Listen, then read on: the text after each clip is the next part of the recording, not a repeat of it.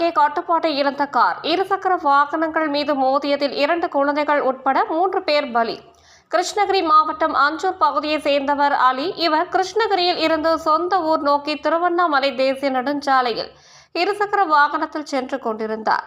அதேபோல் தருமபுரி மாவட்டம் பாலக்கோடு பகுதியை சேர்ந்த சக்திவேல் தனது மனைவி இந்துமதி, 2 வயது மகள் மேகவர்ஷினி மற்றும் 3 மாத ஆண் குழந்தையுடன் இருசக்கர வாகனத்தில் அஞ்சூரில் உள்ள உறவினர் வீட்டிற்கு சென்று கொண்டிருந்தார்.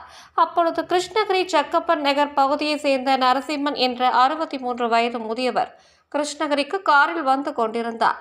கிருஷ்ணகிரி திருவண்ணாமலை தேசிய நெடுஞ்சாலையில் பெரியப்பனக்கமுட்லு என்ற பகுதியில் வரும்பொழுது நரசிம்மன் கார் கட்டுப்பாட்டை இழந்து எதிரே வந்த அலி மற்றும் சக்திவேல் ஆகியோரது இருசக்கர வாகனங்கள் மீது மோதியது.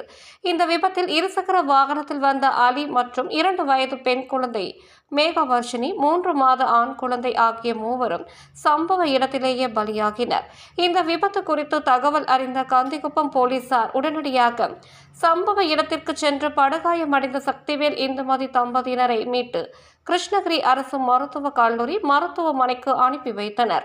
மேலும் உயிரிழந்த 2 குழந்தை மற்றும் அலி ஆகியோரது உடலை மீட்டு பிரேத பரிசோதனைக்காக அனுப்பி வைத்தனர்.